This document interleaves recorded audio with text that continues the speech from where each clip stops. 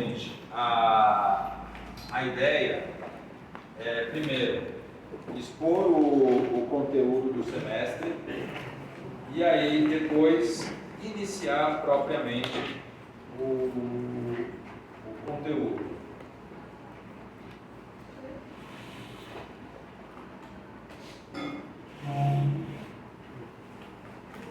Então, a gente começa com a exposição do plano de aprendizagem, já está aí na lousa, e aí, depois da exposição do plano de aprendizagem,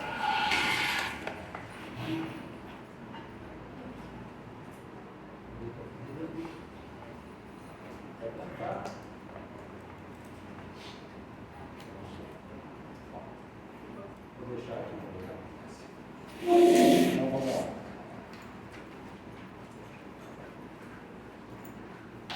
Bom, acho que todo mundo já sabe, né? Meu nome é André, está escrito, vocês devem ter ouvido falar, tem gente que já me viu, já me conhece. Quem também já me conhece sabe que não vou decorar o nome de vocês, não tenho essa habilidade. Alguns professores, minha esposa é dentista, ela sabe o nome de todos os pacientes. Aí o pessoal me encontra, professor, quem é a minha esposa? Não tem. Mas eu vou ser educado, vou responder e tal. Fique tranquilo, eu não sou mal educado, só tenho memória ruim. Então, hoje a gente começa o estudo aí da teoria geral do processo. Lá no plano de aprendizagem, vocês verão, basicamente, né, que esse semestre a gente vai estudar jurisdição, ação e processo. É isso. Teoria geral do processo é jurisdição, ação e processo.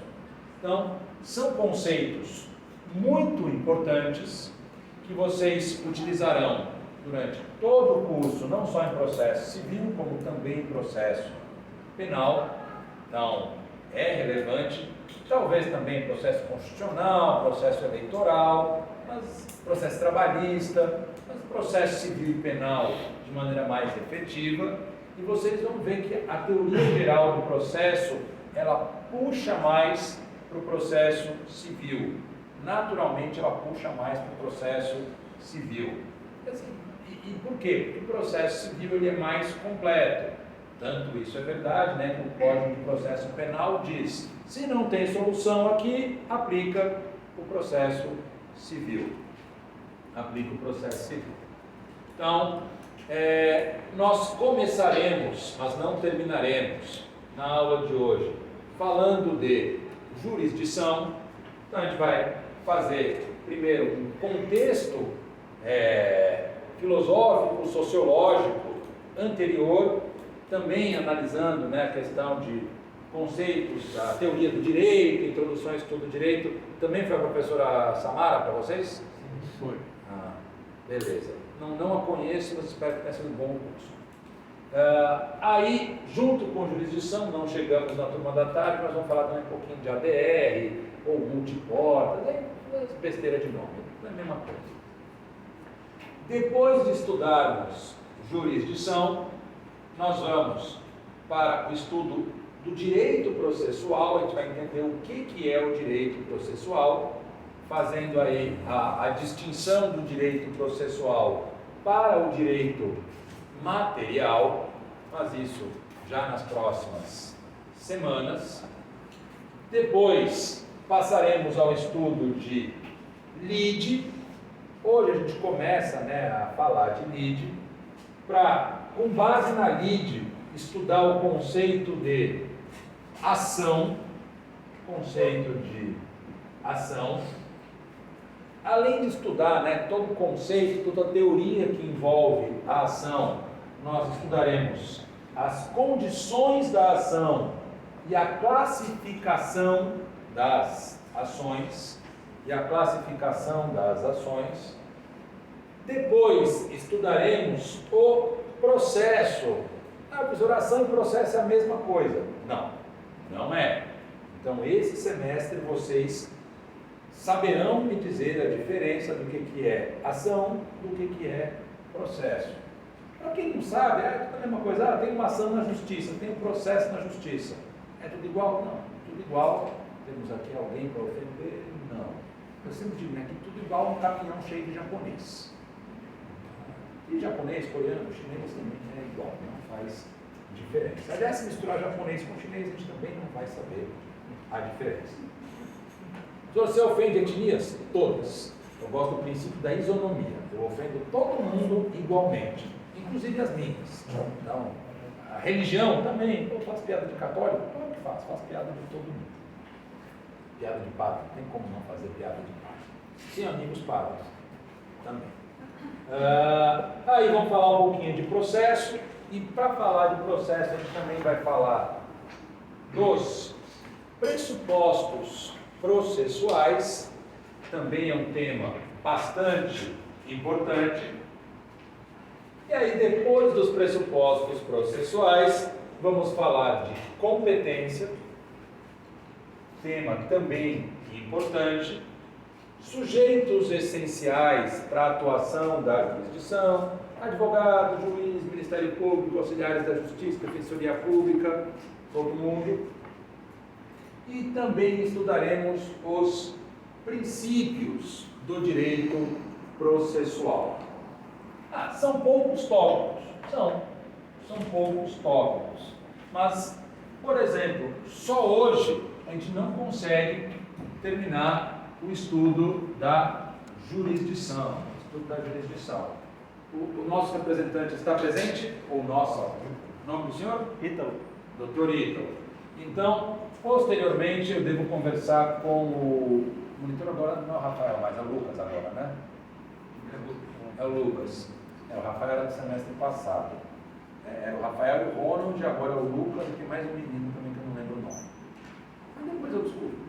Então, aí o Lucas vai encaminhar para vocês o plano de aprendizagem com tudo isso, inclusive com indicação bibliográfica.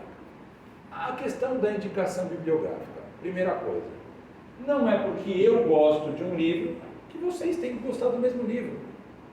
Então, eu gosto do outro, beleza. Leu, gostou, tá bom. Porque tem muita gente que passa o semestre e não lê nenhum livro. Não é o recomendado. Então, eu sei, né? Hoje em dia a geração de vocês vai fazer o quê? Sai aqui, anota os tópicos, aí fica vendo vídeo no YouTube. Eu não acho muito produtivo. Eu prefiro ler. Eu gosto mais de ler. Não tem problema. Quem quiser fazer vídeo no YouTube, quiser pegar resumo de preparatório, cada um aí segue o seu método.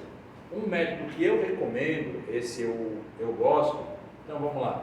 Quem das meninas aqui tem o caderno mais completo? Ninguém. Decepcionante isso. Professor, que machismo? Por que meninas? Não, não é machismo. Letra de mulher é mais bonita. Vai ler de madrugada o garrancho do seu amiguinho. Professor, de madrugada eu já fui aluno. Eu sei como é que é. É na madrugada que antecede a prova. Exatamente, é. O cara fala, meu Deus, e agora? Não tenho por onde estudar. Aí vai pegar, antigamente era xerox, né? Hoje em dia é o caderno do amiguinho escaneado. Então, parece que eu sei que vocês fazem isso. Nada contra, mas eu gosto. Tem algumas turmas que gravam a aula. Desde já eu afirmo que eu não autorizo a gravação, porque qualquer tipo de gravação que venha a ser usada contra mim para abertura de processo administrativo disciplinar é uma prova ilícita. Então, desde já, eu não autorizo a gravação, ok? Então, mas na eventualidade de alguém cometer esse ilícito e depois transcrever a aula, tem gente que faz isso. Eu lembro que teve a turma da noite, o quarto período, eles fizeram isso, a turma da noite teve um desempenho muito melhor que a turma da tarde. Por quê? Porque fizeram isso. Tá bom, deu certo. O que eles constataram? Tudo que é cobrado na prova é falado em sala de aula. Sempre. Nada do que é cobrado na prova não foi dito antes em sala de aula. Então, o caderno, né, a transcrição de gravação da aula é um bom instrumento de estudo. Por que eu gosto mais, por que eu recomendo a leitura de um livro, de uma obra doutrinária? Primeiro, porque o livro foi escrito por alguém que sabe muito mais do que eu. Segundo, porque no livro o autor ele não tem a limitação de tempo e de espaço que eu tenho durante a aula. Além do que o livro não fica falando besteira, que nem eu também fico fazendo durante a aula. Sabe por que você fala besteira então? Senão vocês dormem. Ou dormem, ou vão embora da sala, ou as duas coisas. Então, é bom a leitura de um livro. Eu, pelo menos, recomendo. Além disso, né, é aquela ideia, daquilo que vocês leem, vocês costumam absorver o quê? 50%, 60%. Então, tem mais informação no livro. É melhor do que a aula, que é um resumo, né? É um pouco mais concentrado esse conteúdo. Então, eu recomendo, eu gosto do livro, né, já atualizado do Teoria Geral do Processo, que é da Ada, do Sintra e do Dinamarco, mas que agora eles colocaram o nome do Bruno e do Gustavo junto com o do Dinamarco, na versão mais atualizada. É aquele dos quadradinhos que todo mundo compra, né? Deixa eu ver. Está aí, doutor? Esse mesmo. Ó. Então, olha a picaretagem dos autores, que absurdo. Esse livro, na verdade, é desses caras aqui pequenininhos. Esses dois de baixo, grandes aqui, atualizaram. Nada contra o Bruno, que é um cara muito bom. Ele é um cara muito bom. O Gustavo é mais do processo penal, então não vou opinar porque não tenho conhecimento. Mas quem escreveu mesmo é esses caras aqui de baixo. Então, teria que estar invertido, né? Esses nomes aqui em cima e esses aqui embaixo. É o Cândido Rangel Dinamarco, a Ada Pellegrini Grinover e Antônio Carlos Araújo Sintra. Mas agora, né, os atualizadores, além do Dinamarco, são Bruno Vasconcelos Carrilho Lopes e Gustavo Badaró. Bruno, inclusive, enquanto a gente estava lá fazendo pós-graduação, o Bruno foi meu colega na pós-graduação. Ele já estava no doutorado quando eu estava no mestrado. Cara bom. Bom, então, professor, não gostei desse, li, fui na livraria, quis comprar outro. Problema nenhum. Então, tem outros livros de teoria geral do processo? Sim, e grande parte dos livros de processo civil e também alguns de processo penal tem uma introdução ali nessa parte de teoria geral do processo. Eu recomendaria mais os primeiros volumes ou a primeira parte dos cursos de processo civil, porque a parte da teoria geral do processo ela é estudada de forma mais completa pela área do processo civil. Então, por exemplo, o livro lá do Nutt, o curso de processo penal do Guilherme Nutt, tem quase tudo lá. Não é tão bom quanto o livro de processo civil, mas está lá. Também o Didier, o volume 1, está quase tudo lá. Além do Didier, o Daniel Amorim, volume único dele, também tem quase tudo lá. O que vocês quiserem. Não é porque eu gosto que vocês vão gostar, mas esse é o clássico, né? Então é sempre bom a gente fazer a leitura dos clássicos, se apoiar nos clássicos. Nada contra os modernos, mas clássico é clássico, né? Aliás, como diria Jardel, vocês nem sabem quem é Jardel. Cadê? Quem é os mais velhos aqui? Ninguém com região dos 30, cagueta mesmo, doutor. Vamos lá, vocês dois aí. Quantos anos, doutor? É o Jardel. Jardel do Grêmio. Jogou no Vasco. Tudo bem. Centroavante. O Jardel jogou no Vasco, foi campeão da Copa São Paulo de Júnior pelo Vasco, foi artilheiro, foi jogar no Grêmio, campeão da Libertadores pelo Grêmio, foi jogar no Porto, foi artilheiro da Europa pelo Porto. Grande cabeceador. Não lembro. Ele morreu? O Jardel morreu. Ele jogou até nacional aqui, se eu não me engano. No final da carreira ele veio jogar no Nacional, mas parece que nunca jogou, ficou no banco só embriagado. Quase nunca nenhum jogador fez isso, né? Imagina.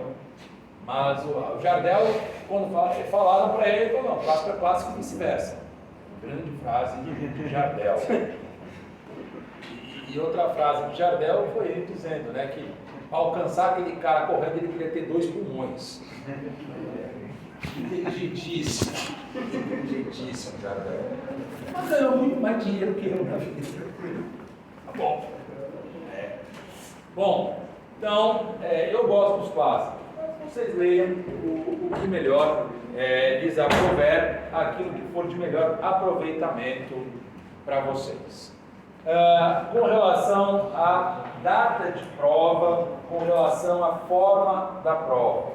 Então, já conheço vocês, falam, professor, vamos dar um pontinho, coisa e tal. Via de regra, acontecem eventos.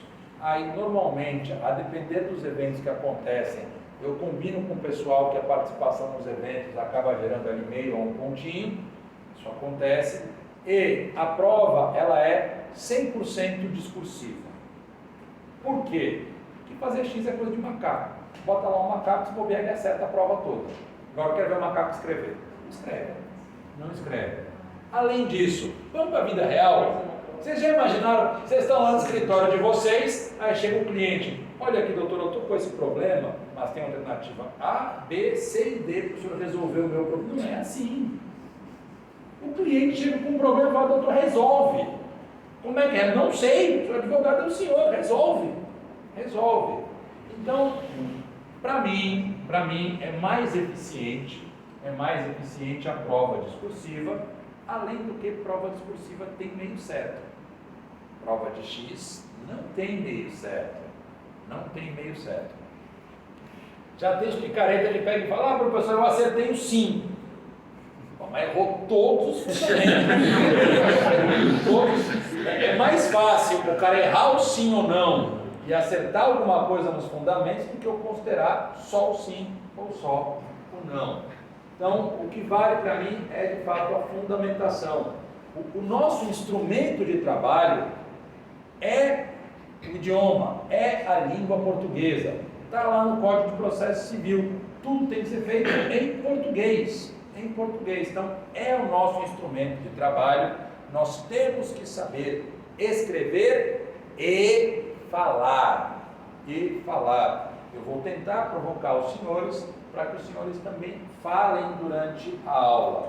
É uma habilidade a ser desenvolvida. Afinal, terão que fazer sustentação oral, terão que fazer audiências. Na audiência tem que falar direto. Não dá para pegar e escrever bilhetinho para o juiz na hora. Não é assim que a coisa funciona. Então tem que saber falar. É instrumento da nossa profissão, do nosso trabalho. Inclusive o próprio julgador. O juiz também tem que falar durante a audiência. Não quero ser advogado, quero ser juiz, beleza. Quero ser promotor, beleza. Quero ser delegado. Também tem que falar. Esteja preso, pelo menos isso, né? Falar alguma coisa. Aliás, tem um amigo meu que é delegado, que a gente sacaneia até hoje, que ele vai se aposentar e não prendeu ninguém. Claro que ele já prendeu, mas vale a sacanagem, né? Da gente falar que ele nunca prendeu ninguém. Chamado de delegado garantista. Ele gosta de garantir os direitos do réu em liberdade, então já nem prende. Senhor, você sacaneia? Todo mundo. Bom, então, provas discursivas com relação à data. Está lá a primeira data, né, de 7 a 12 de abril. 7 a 12 de abril. A gente pode antecipar um pouquinho, pode postergar, aí depende, né, da nossa combinação. Porque às vezes o pessoal fala, professor, está com muita prova, tudo uma em cima da outra. A semana de provas é para isso. Tanto que em tese, quem faz estágio, tem redução de carga horária, essas coisas. Só estágio, CLT não tem não. CLT se lasca. Então quem já é CLT, quem já ocupa cargo, não tem redução nenhuma. Tem redução. Mas é paciência, né? Problema dos outros. Mas, a depender da situação, a gente pode combinar com o doutor Ítalo, eu converso com ele, e aí a gente combina, né, de ou antecipar um pouquinho, ou postergar um pouquinho a data da avaliação. Lembrando, discursivo, avaliação discursiva. Para todo mundo, eventualmente, enviando orientação da coordenação para que provas especiais sejam elaboradas, é uma política da universidade, então isso será atendido. Eu só peço que isso seja feito com antecedência. Via de regra, a coordenação faz um levantamento e encaminha para o professor. Em regra acontece isso, mas sempre tem o pessoal que fala em cima da hora. Então, quando é em cima da hora, acaba prejudicando o planejamento.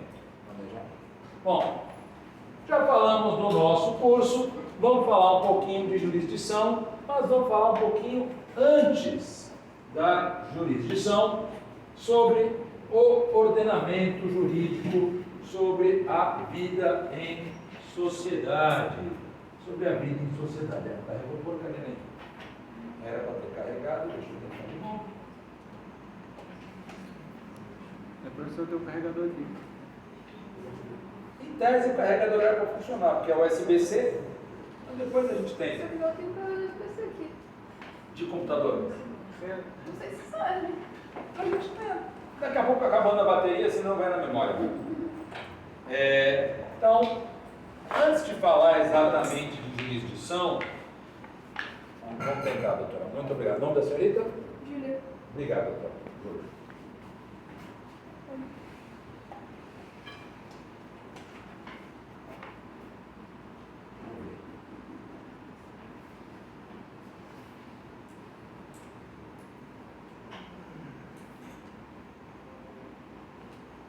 Bom, está melhor que o meu. O seu está carregador lento. O meu estava zero, melhor lento do que zero. Então, vamos lá, gente. Vocês tiveram a aula de introdução ao estudo do direito. Vocês também devem ter estudado um pouquinho isso no direito civil. Então, vamos pensar um pouco, né? Ordenamento jurídico. Para que serve o direito? Para que serve o ordenamento jurídico?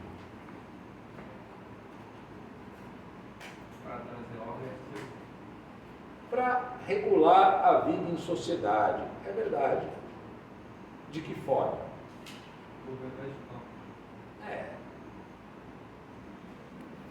O ordenamento jurídico ele traz uma forma de resolver, né, a lide, né, as lides, resolver esses problemas que Aí já estamos avançando. Mas também. mas principalmente dar um caminho, como será feito, como cada parte vai ter certo tempo para dar a resposta, como será esse caminho da resolução desse problema. Aí é a parte processual do ordenamento. Vamos um pouquinho antes. Vocês acham que uma das funções do ordenamento é fazer justiça? Sim. E segundo Aristóteles, qual o conceito de justiça? Cada um é seu. Em latim? É isso mesmo. Dar a cada um o que é seu. A doutora Júlia sabe em latim? Sum cuique tribuere. Se você fala latim, não, são essas expressões batidas. Algumas eu sei. Não, sum cuique tribuere, dar a cada um o que é seu. Então, vejam, eu tenho o que. Quer dizer que nós vivemos em uma sociedade, essa sociedade está em um lugar em que eu tenho bens escassos, e é exatamente esses bens escassos que são objeto de disputa entre os indivíduos. É isso. Aquilo que não tem escassez, ninguém briga. Já imaginaram uma briga por areia do deserto? Areia da praia? Não faz muito sentido. Não faz muito sentido. Então, existem bens e existem sujeitos. Vejam que eu falei tudo no plural. A primeira constatação, então, é que se houvesse um único sujeito, eu não teria problema. Porque ele não teria com quem disputar esse bem. Como é que eu vou dar a cada um o que é seu, se tudo é de uma pessoa só? Tudo é dele, não tem nem que discutir. Então, o ordenamento jurídico é exatamente eles servem para regular a vida em sociedade, e a sociedade ela pressupõe uma pluralidade de sujeitos. Ah, perfeito. E aí, nessa pluralidade de sujeitos, surgem disputas por bens de acordo com a sua escassez. De acordo com a sua escassez. E não só isso, mas também a pluralidade de sujeitos gera conflitos entre os sujeitos. Sim, o ser humano briga entre si. Que eu digo casamento, né? Serve só para isso. Ai, professor, vocês falam que vocês não são casados. O dia que tiver esposa, não é não? Nome do senhor, desculpa, doutor? Eu não tenho mulher, não. Por isso que está feliz. Olha o sorrisão, sexta-feira. Exatamente. Exatamente. Tem alguém que é casado na sala? Você tem quantos anos, rapaz? Ah, não, 30 já está na idade de casar. A senhora também é casada. E manda no marido. Com certeza. Continue assim, doutora. Não tem nada contra isso. Porque o homem é burro, só faz besteira na vida. Verdade. Eu sou um deles. Eu falo, se eu não tivesse casado, eu já estaria morto, eu teria capotado o carro, tomado facada. O homem é burro, o homem só faz besteira. A mulher vem na vida do homem para dar um pouquinho de juízo. Só um pouquinho. Só um pouquinho. Se der muito juízo, a gente não se diverte, né? Aí não faz as besteiras na vida. Tipo o quê? Um exemplo, eu gosto de jogar bola de sábado. Aí, de repente, o que acontece? Começa a cair trovão. Aí a galera fala, pô, eu não vou jogar, eu estou do time de fora. Não, eu pego, vamos jogar. Se você joga, claro. Tem risco pequeno. Mas já vi gente morrer assim. Já vi, e o medo? Que medo? Minha esposa jamais deixaria eu fazer isso. Jamais, mas eu faço do mesmo jeito. Seu marido faria isso, doutora? Provavelmente. Contra a sua vontade? Contra a minha vontade. É assim que o mundo funciona. É assim que o mundo funciona. Para quem não é casado já vai vendo como é que a coisa funciona. É assim mesmo. E a gente é feliz assim. A gente é feliz assim. Então, veja, o ordenamento jurídico, ele surge aí então como uma forma de regular a vida em sociedade, dizendo o que cada sujeito deve fazer e como distribuir os bens. Mesmo que o direito diga como isso deve acontecer, ainda assim eu tenho conflito. Afinal, eu tenho aí todo o ordenamento jurídico e o pessoal está brigando. Então, aí, o nome do senhor é? Henrique. Foi o que o doutor Henrique falou. Então, eu tenho esses conflitos, essas lides. A gente vai ver o que é lide hoje. Então, ainda que o direito material me diga qual é a solução, nem todo mundo cumpre a regra. Pega o meu filho de 4 anos. Então, doutor Edson, tem filho? Ainda não. Doutora, nome da senhora? Dailene. Eu sou velho e surdo. Dailene. Doutora Dailene, tem filhos? Não. Ainda não. Tem? Tirada. Ah, aí é mais difícil. Porque aí é o típico. A Dailene pega e fala, faça isso. Você não é minha mãe. Aí, então por isso que eu vou te bater. Ela jamais faria isso. Não, com certeza disso. Então, eu falo com o meu filho, minha esposa, ela tem toda uma ideia de educação inclusiva, que eu não concordo, de acolhimento, umas besteiras que ela inventa, que ela fica vendo coisa de psicologia. Eu sou das antigas, né? Meio bruto. Tem até um sertanejo antigo, o bruto, rústico e sistemático. Sou eu. É mais ou menos na minha linha de pensamento. E aí eu vou lá e falo com o meu filho, eu falo, pô, moleque, está desobedecendo. Não fala isso. Olha, você não cumpriu o combinado. Tem que falar que meu filho não cumpriu o combinado. Não posso falar que ele me desobedece. Dureza. Mas o ser humano é assim. Não é só meu filho de 4 anos, que eu amo de paixão. Corintiano, evidentemente.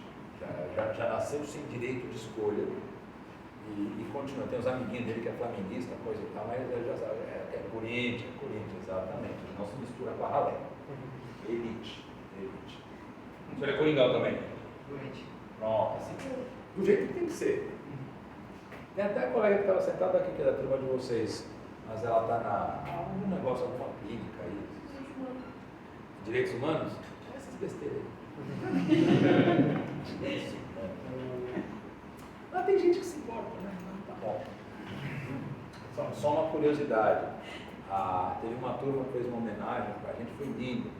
Aí chegou a turma, não, que a professora Silvia teve uma atuação inspiradora, nos mostrou como é importante lutar pela preservação, pela observância, garantia dos direitos humanos.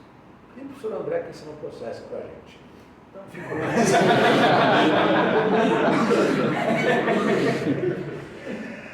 Você se importa com direitos humanos? Só se for importante para mim no processo, senão não, porque eu quero ganhar. É isso, é ganhar. É igual, quer ver o nome do senhor? Carlos. O senhor viu o Flamengo perder lá do Liverpool? Vi. Aí os caras, não, eu joguei bonito. Não adiantou de nada. Coringão jogou feio, fez a retranquinha, meteu 1-0 e já era. Do jeito que tem que ser. Ganhou. Melhor é para mim interessado. Jogou bonito. É bonito defender direitos humanos, eu quero ganhar. E eu vou ensinar vocês a ganhar. Esse é o meu objetivo. A gente está no processo para perder? Claro que não. Dá para ganhar. Mas tem que ter razão. Nem sempre. Nem sempre. Então, a gente vai perceber isso daí, né? Que o Estado ele vai usar o direito material, porque só o direito material não é suficiente para resolver o conflito, não é o suficiente para pacificar a sociedade. Então, para isso, o que vai acontecer? Bom, eu já tenho regras, o direito material. Se eu tenho regras, o que vai acontecer? As pessoas conversam e resolvem e não precisa de ninguém. Mas não é assim, professor. Pois é. Então vamos pensar. Quais são as alternativas? Então, um exemplo é Henrique, né? Isso. Então eu pego aqui, ó, Henrique, a partir de agora esse celular é meu, celular de rico, coisa de bacana. Então é meu. Acabou. Posso fazer isso? Ele vai falar, não. Aí ele vai partir para cima, vai me dar umas porradas e a vida vai seguir. É assim que funciona. Ele pode fazer isso? Até pode. Até pode. Só que o que ele fez? Ele mesmo fez o direito dele valer usando a força. E antigamente era assim. Quando não tinha Estado, como é que era? Não era a lei do mais forte. Era a lei do mais forte. E aí, lei do mais forte, o cara usou a força, prevaleceu, já era. Não precisava. Só que, espera um pouco, se é a lei do mais forte, eu não preciso ter razão. Para que vai servir o direito material se o que importa é a força? Então, a força talvez não seja a melhor solução. Mas, de fato, o uso da força, a autotutela para cuidar do próprio direito é uma forma de solução de conflitos. Então, peguei o celular do Henrique, ele me deu umas porradas, resolveu o conflito. Resolveu o conflito. Qual o nome que se dá a isso? Autotutela. Tutela por quê? Ele tem direito ao celular dele? Tem. Então ele cuidou do direito dele sozinho. Autotutela. É isso. Ele resolveu, ele atendeu o direito dele sem a intervenção de ninguém. Mas, analisando do ponto de vista social, será que é bacana deixar que todo mundo se resolva na força? Eu não acho uma boa ideia. Não acho uma boa ideia. Então, nesse caso, o que acontece? A autotutela, ela, em regra, ela será proibida. Ela será proibida. O exemplo aqui do celular do Henrique é correto. Porque uma das poucas possibilidades que eu tenho de usar a força para proteger o meu direito é a autotutela da posse. Que aí o Henrique fala, não, o celular não é nem meu. Eu peguei o celular, que é emprestado de um amigo, que eu só uso o Apple para impressionar a mulherada. Que Apple é coisa de rico. Eu nunca tive um. Coisa de rico ou não é? Ítalo, já teve Apple? Não, coisa de rico. Minha esposa teve um. Tive que comprar um para ela. Mas também nunca mais. Aí é que acontece, né? Aí depois eu troquei o dela pelo Samsung. Mas o Samsung ainda é bom. É o meu, eu baixei do Motorola. Aí agora eu quero ver se eu baixo dela pro Motorola. Só que ainda estamos na disputa lá. Estamos na disputa. O homem sempre quer economizar. Pensar no futuro, né? Guardar dinheiro. Ela deve menos. Bom, então a posse pode ser objeto de autotutela. Exceção. A regra geral é que a autotutela seja vedada, como a gente vai ver.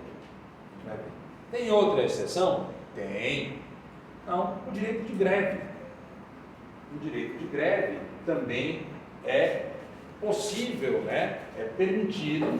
E por meio da greve, o trabalhador, ele está fazendo o quê? Ele está protegendo o próprio direito dele de brigar por melhores condições de trabalho, seja por um salário melhor, seja por um ambiente de trabalho melhor, alguma coisa assim, tranquilo. Então, a greve é um outro exemplo de autotutela.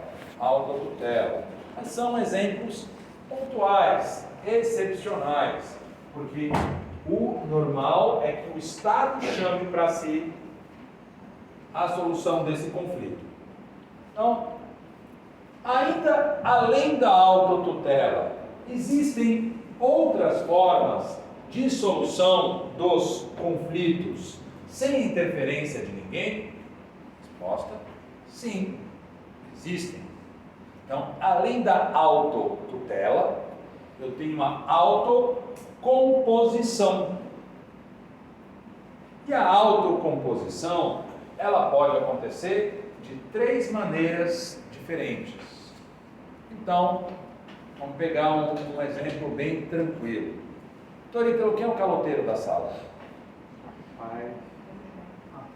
É o Jaime? Quem é o Jaime? Jairo. Jairo? Quem é o Jairo? Jairo. Sim que é bom. O importante é isso, né? É causar o conflito, a intriga. Grupo de WhatsApp, não sei se vocês já têm, mas o objetivo é só esse: ofensas mútuas e recíprocas. Não dá prestar informação relevante. Não, não se ofender, né? O importante é só se ofender. Tem vários grupos nossos que está lá, artigo 1º do Estatuto. Vale ofender. Artigo 2º, se ofender 2 membros ao mesmo tempo, ponto em dobro. Ponto em dobro. Exatamente. E a gente faz isso todos os dias. A vida é divertida assim. Às vezes, né, a mulherada acha, vocês ficam, minha mulher fica, você só fica vendo peito e bunda no celular. Não, é só xingando os amigos mesmo. É só xingando os amigos. Então a gente já sabe que o Jair é caloteiro. Nome da senhorita, doutora? Jólia. Isso. Pronto. Já falei, gente, eu sou velho e surdo. Mas é difícil, porque ninguém entende direito. Não. A doutora Jólia emprestou 100zão pro Jair. Pagou, Jair? Pagou nada. A doutora Jólia pensa, ele deu calote na sala toda. O que eu posso fazer? Então, ela vai lá e conversa com o agiota, o agiota recomenda, né, cortar um dedo dele. Não é uma boa ideia, pode dar problema lá na frente, né? Aí ela vai lá e pensa, eu vou lá quando ele for jantar no intervalo, abro a carteira dele, pego lá 100zão, já era, está resolvido. Ela vai lá e fala, não, hoje em dia a galera só usa Pix, não vai ter 100zão na carteira. Faz tempo que eu não vejo nota de 100. Acho que a última vez que eu vi nota de 100 foi quando eu fui para a aprazível cidade de Altazes, ficar andando de barco, no meio da chuva, coisa desgraçada. Vocês acham que andar de barco é legal? Não trabalhando. Trabalhando no meio da chuva. Vocês acham que é andar de lancha, tomando cerveja? Não podia nem beber porque eu estava trabalhando. Aí também eu não sabia se ia funcionar o celular para pagar Pix ou cartão, tive que levar dinheiro vivo, quando a gente estava lá em Altazes.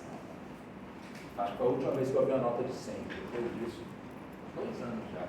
não vejo mal nisso. Hoje em dia ninguém vai usar dinheiro, não usa. Então, o Joia vai lá e pensa, pô, pegar a carteira dele também não adianta. Sabe o que mais? Vou lá conversar com ele.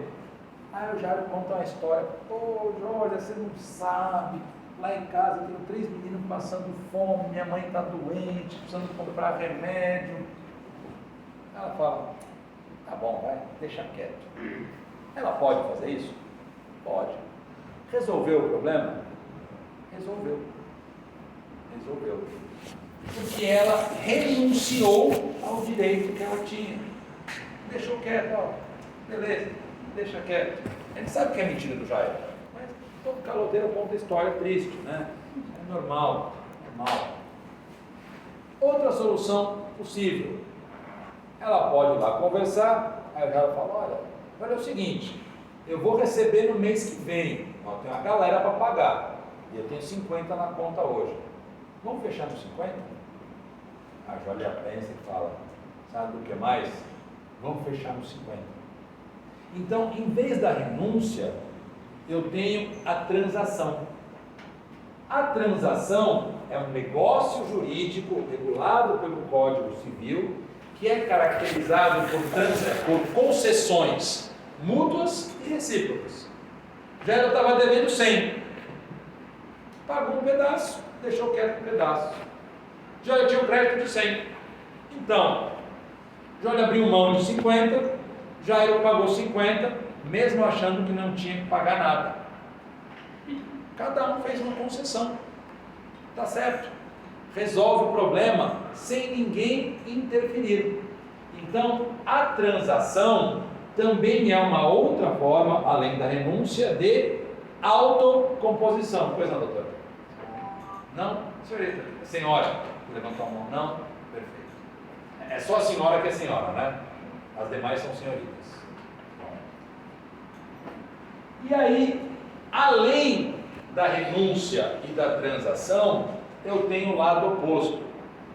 O Jairo, na verdade, está indignado com essa fama de caloteiro. Ele acha um absurdo. Oh, são afirmações falsas contra mim. Então, sabe o que mais? Olha, está aqui esse 100. Pega e joga em cima da mesa, né? Depois ele sai embora. O que eu fiz, né? Pois é. Mas, quando ele vai lá e paga tudo, mesmo achando que não devia nada, ele fez o quê? Ele se submeteu, ele concordou, ele anuiu a pretensão da Jória. Então eu tenho 3 extremos, aliás, 2 extremos e uma coisa no meio. De um lado, a renúncia, do outro, o reconhecimento ou a submissão. E tudo que está no meio do caminho disso, então, ó, de 0 a 100, então de 1 centavo até R$ 99,99, tudo isso é transação. Mas são as 3 formas possíveis de autocomposição, e em nenhuma dessas modalidades houve o uso da força, houve a autotutela. Então eu tenho a autotutela e eu tenho a autocomposição. A autocomposição. Tranquilo. Então, vai lá, acaba com o processo. É claro que a composição, ela nem sempre é possível. Então, estava conversando com um colega aqui no final da aula, acho que é o Guilherme. Ele falava, mas professor, esses conceitos, eles muitas vezes não se aplicam ao processo penal. Eu falo, é verdade. Por quê? Qual é o objetivo do processo penal? Ou deveria ser, né? Botar vagabundo na jaula. Ai, professor, é colocar os réus culpados no sistema prisional. Na doutrina penalista que eu estudo, da Atena, Siqueira Júnior, ótimos doutrinadores, garantistas da segurança pública, Os maiores defensores da segurança. sim, cara, os caras que sabem tudo ali do direito penal. O Wallace Souza também, isso daí, viu? Esse era bom. Esse daí viveu. Esse era bom. Mas parece que teve um azar aí na vida. Um pequeno. Andou com uns caras que não era muito divertido. Aí fizeram trairagem com ele. Ou não, né? Ou ele estava envolvido, eu não sei. Não sou eu que vou julgar ele, não sou juiz. Mas o que acontece? No processo penal, o réu não pode concordar. Porque mesmo que o réu confesse, a liberdade é um direito indisponível. Então não tem coisa que não dá para fazer acordo. Agora a gente está avançando um pouco, né? O processo penal, ele está abandonando aquela ideia da ação penal como algo indisponível. Hoje já tem o acordo de não persecução penal, hoje está avançando, mas o processo civil já vinha nisso há muito tempo. Mas até hoje, né, tem essa história de a liberdade ser um bem que não pode ser objeto de transação, é um direito indisponível.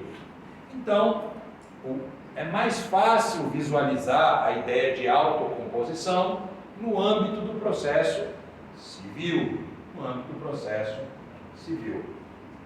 Então, se eu tenho a autotutela e a autocomposição, é porque eu também tenho a heterocomposição. Hétero significa diferente, homogêneo, tudo igual, heterogêneo, diferente. Então, heterocomposição, porque alguém diferente das partes envolvidas no conflito soluciona o conflito. Então a jurisdição é uma forma de heterocomposição. É a única? Não. Vocês tiveram a exposição da arbitragem, professor Mário? Não. A arbitragem é uma outra forma de heterocomposição. A heterocomposição nem começou como jurisdição. Não sei se vocês chegaram a ler, na minha época era a leitura da faculdade, A Origem da Família, da Propriedade Privada e do Estado, do Engels. Não. Na minha época era uma leitura da faculdade, a gente lia essas obras. Então, a civilização foi se formando, mas o Estado surgiu muito tempo depois. E aí, os líderes de cada tribo, de cada grupo social, via de regra, tinham o poder de solucionar conflitos e, usualmente, esse líder não era apenas um líder político, mas também era um líder religioso. Era comum a acumulação aí dessas funções. Salvo engano, na minha, assim, superficialíssima cultura, no que se refere a etnias indígenas, mas o Tuxaua não é o pajé. O líder espiritual não é o mesmo que o líder político. Então já tem aí alguma divisão, já é alguma evolução. Então, foi surgindo, foi se desenvolvendo a sociedade, e aí esse líder solucionava os conflitos, e aí depois, com o Estado passou também a solucionar esses conflitos. Como? Por meio da jurisdição. Então, a jurisdição, ela é do Estado. Aí a gente pensa, bom, por que veio a jurisdição? Como ela veio no Estado? Aula do professor Jefferson, grande amigo que tem o defeito de ser exatamente. Ele é flamenguista, mas gosta de tomar uma, gente boa, gosta de falar de futebol, e ele, além disso, agora eu vou falar bem dele, ele também era leitor da revista Média. Vocês nem sabem o que é isso. O senhor sabe? Eu sei, mas não li, mas assisti, né? Ah, que tem a Mad TV. Na TV não era tão divertido, era mais tela. na revista, pô, a revista era tão boa, era época que não tinha limite no humor. Pegava muito pesado. Pô, quando o Michael Jackson ficou branco, os caras pegando o querosene passando na bunda dele, eu chorava de rir. É capa da revista Mad isso é um clássico. Ou então teve uma onda de sequestros no Brasil. Aí tinha uma sessão, respostas imbecis para perguntas cretinas. Aí estavam sequestrando o cara, vendavam o olho dele. Ai, para eu não saber onde eu estou indo. Não, para eu brincar de cabra cega aqui no carro. Vamos lá, tá com você. Vocês nem sabem o que é cabra cega. Essa geração mais nova não sabe. Só sabe brincar de celular e videogame. Essa geração. O Brasil não vai mais ganhar Copa, tá triste. Vocês jogam bola pelo menos? Vocês estavam lá no Interclasses? Joguei contra vocês? Não. Não peguei vocês então. Eu estava lá. Vocês não me viram lá também? Não, tá, seu filho. Sim, claro. Mais importante ele do que eu, com toda certeza. Qual é a sua posição no futebol? De quê? De campo? De campo. Depende da idade. Então, quando eu era mais novo, eu cheguei a jogar na lateral, porque aí tinha fôlego para ir e voltar. Aí já ficando mais velho, aí já vai indo para a zaga. Porque aí não vai, quando vai, não volta muito bem, então nem vai. Mas normalmente era mais para trás, então o lateral era mais defensivo. Isso no campo. Mas hoje em dia eu jogo pelada, society, então não tem muita posição, né? Fica indo e voltando. Pelada 35 mais. Então, aí eu jogo com vocês e vejo como vocês são ruins. Eu sou ruim, mas vocês são mais novos, vocês têm que fazer correria pra cima de mim. Pô. Sou velho, gordo, não. E nada, né? Eu vejo a molecada, não vamos ganhar a Copa, não adianta. Bom, então, voltando aqui, né? Estava falando do professor Jefferson, ele foi professor de Teoria Geral do Estado, e ele falou quais são os elementos que formam um Estado.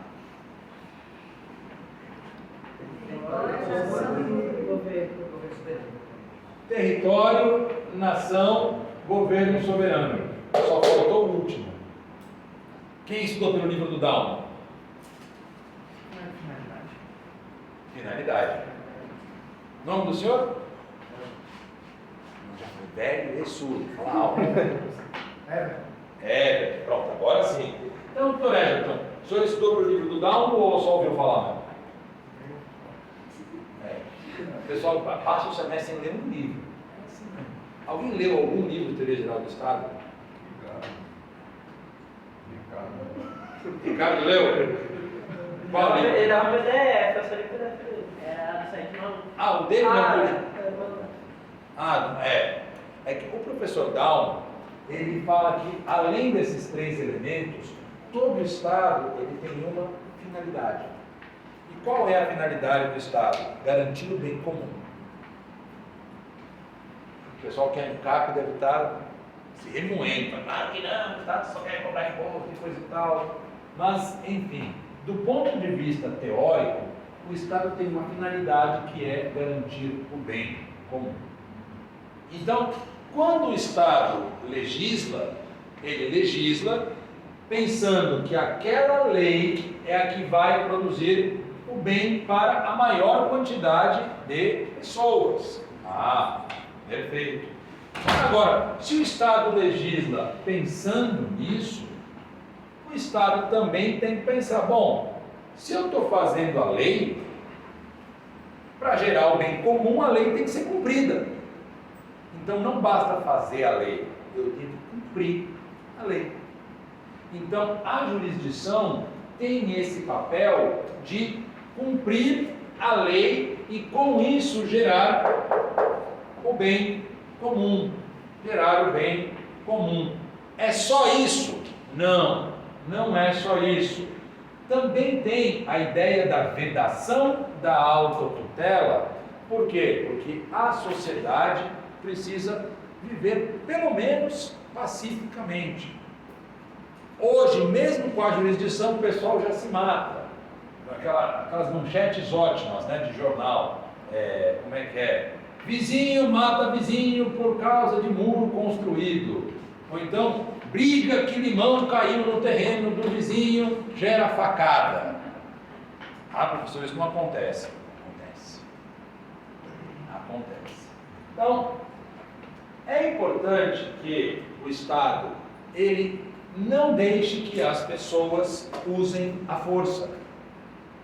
O Estado, para garantir o bem comum, a paz social, ele proíbe a autotutela na maior parte das situações. Fora o caso de greve, a autotutela da posse que eu falei para vocês, há quem coloque também a legítima defesa do direito penal como autotutela. Então, a autotutela, ela é, em regra, proibida. Proibida por quê? Porque se ela for amplamente permitida, vai todo mundo se matar. Pois não, nome, doutor? Daniel. Professor, no caso, o direito à propriedade se encaixaria na autotutela? Não. Posse não é propriedade. Posse é posse, propriedade é propriedade. O direito de propriedade, ele tem uma tutela específica, porém não admite a autotutela. O que acontece é que, na maioria das vezes, o possuidor também é o proprietário. E isso gera confusão na cabeça das pessoas. Aliás, se você for falar com os populares, não, o cara é cheio de posses. Então não é nada dele, né? Na verdade, são vários bens, muitas propriedades. E aí, o normal é que o proprietário tenha a posse dos seus bens. Sempre é assim? Não. Então, no caso, eu moro num apartamento que é alugado. Então, eu não sou o proprietário, mas eu tenho a posse desse imóvel. Posso defender a posse do meu imóvel, ou do imóvel que eu tenho a posse, usando a força? Posso, mesmo sem ser proprietário. Então, é a posse. E por quê, né? Também com relação aos bens móveis. Com relação aos bens móveis, a posse faz presumir a propriedade. Você não vai no cartório olhar, não, esse aqui é o celular registrado número A, B, C, não tem isso no cartório. Não tem. Então, no caso, como que eu comprovo a posse, a propriedade dos bens móveis? Em regra, eu começo pela posse. Aí, a partir da posse, eu presumo a propriedade, embora possam surgir evidências em contrário. Então, um exemplo. Furtaram o celular da minha sogra. Aí, quando furtaram o celular da minha sogra, falei com aquele amigo meu que era delegado. Aí, ele foi lá, correu atrás, achamos o celular. Tinham passado para frente. Como é que eu provei que aquele celular era da minha sogra? Porque eu tinha guardado a nota fiscal e a caixinha que tinha o número do e-mail. E aí perguntou para o camarada, bonito, cadê a nota? Ele, é o seguinte, ou você vai responder por receptação ou você devolve. Aí ele devolveu. É assim que funciona. Mas aí o que acontece? Ele tinha a posse, ele era presumido como proprietário, mas essa presunção ela foi desfeita em razão de outras provas que desconstituíram essa presunção. Mas é a tutela da posse e não da propriedade. Professor, pode repetir por que a autotutela é vedada? Sim, a autotutela ela é vedada porque se ela for permitida, eu não tenho paz social. Uma das formas de garantir paz social é que o Estado ele detenha o monopólio legal do uso da força. Essa é a ideia. Se o Estado tem poder, ele pode usar a força. Mas essa é a regra geral. Eu tenho exceções. E uma delas, a autotutela da posse, a outra é o direito de greve, eventualmente para quem considera a outra legítima defesa. Mas são exceções à regra geral de vedação. Tanto isso é verdade que o Estado proíbe a autotutela, prevendo um tipo penal para isso. chamado exercício arbitrário das próprias razões. Se a senhorita, durante o jantar, vai lá, o Jário vai lá jantar, pega lá na carteira dele sem ele ver, isso é crime. Ah, mas ele está me devendo, mas é crime. Exercício arbitrário das próprias razões. Então o Estado entende que a autotutela é algo tão grave que até prevê o tipo penal. Mas é claro que aqui no Brasil nunca ninguém vai preso por nada, né? Os caras roubam milhões e milhões e não vai preso, então pegou 50 pontos da carteira lá, não vai acontecer nada. Acontece muito aqui em Manaus, por exemplo, de invasão, né? E as pessoas serem expulsas e... Mas aí na invasão, se for posse, tá tranquilo. A posse não é só do bem móvel, também é do bem imóvel. Então, o senhor mora em casa ou apartamento? Ou em casa. Sua casa tem quintal? Tem. Por acaso, alguma vez, os moleques que moram na rua já jogaram bola e a bola entrou no seu quintal? Não. Nunca? O moleque não joga mais bola hoje em dia, eu estou falando, a gente não vai ganhar Copa mais.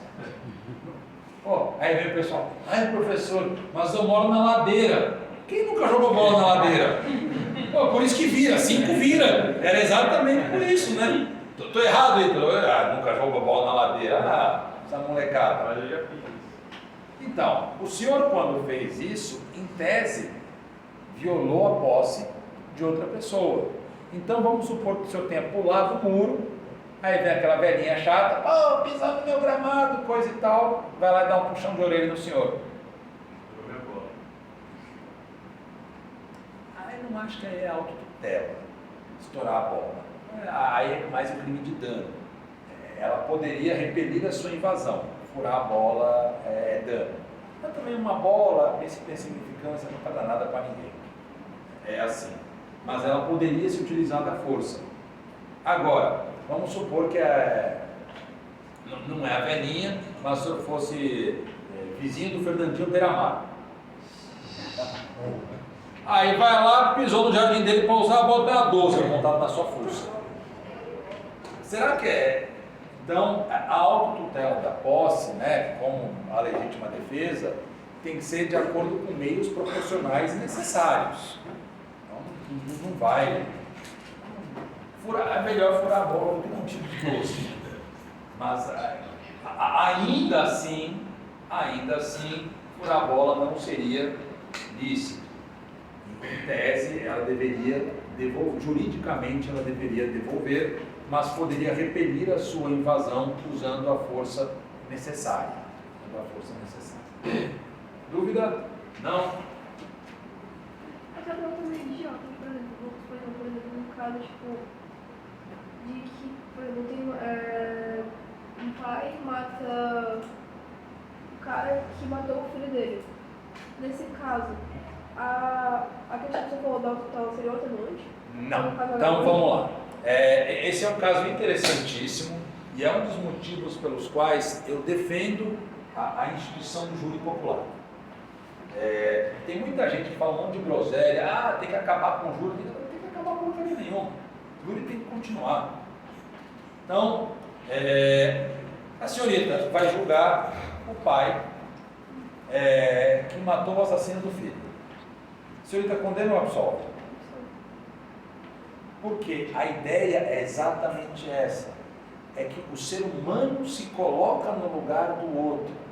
Por isso que apenas os crimes contra a vida e conexos vão para o júri. Então, já aconteceu isso. Teve um caso famoso lá em São Paulo, que a moça dentro da delegacia matou o filho do vizinho que tinha estuprado a filha dela. O moleque chegou e falou na cara dela, tem 16 anos, de menor não pega nada. Aí ela pegou um abridor de carta, para quem não sabe, abridor de carta é tipo uma faca. Vocês nunca abriram carta, né? Aí pegou, pumba, meteu no pescoço, matou o moleque dentro da delegacia. Foi presa em flagrante, evidentemente, só que ela foi absolvida pelo júri. O júri entende isso. O júri torna humano o julgamento. Por isso que eu apoio a instituição do júri. E juridicamente, tecnicamente, Na verdade, esse crime foi cometido com um atenuante de forte emoção, mas continua sendo crime e deveria ser punido. Mas o júri... Esse no caso, se for uma multidão tipo, de várias pessoas. Por exemplo, teve aquele caso que o casal matou aquela criança de 2 anos. Aí o cara estava dentro da viatura, aí a população revoltada tirou ele da viatura e matou ele. Como é que você aplicaria? Tipo, Então, mais uma vez, isso aí não é autotutela, isso aí é crime, isso é homicídio. Aí a questão é que é muito complicado definir a autoria. Porque se eu tenho uma multidão, como é que eu vou dizer quem matou? Aí, na verdade, vai ficar muito mais fácil o promotor de justiça processar cada um dos que estiverem na multidão e que ele identificou qualquer tipo de agressão com lesão corporal seguida de morte. Porque é muito difícil identificar, o processo penal tem essa dificuldade de detalhar as condutas. É difícil, mas aí é mais para o detalhe do direito penal propriamente, e como vocês sabem, direito penal é matéria inferior, nós vamos evitá-la durante a aula. Já direito penal. Direito penal, não vai falar. Ah, o professor Cássio, pode falar para ele também. É o professor Cássio que dá penal para vocês, né? Sim. Vamos falar, ele sabe que é matéria inferior, tanto que ele gosta de processo. No coração dele, ele reconhece o processo como mais importante. Mas ele não vai falar isso abertamente para vocês. Não vai. Bom, são 7h25. Às vezes o pessoal gosta de antecipar o lugar, senão acaba a comida. Ainda tem comida lá? Vocês querem? Aí a gente volta às 7h45? Não? Tudo bem,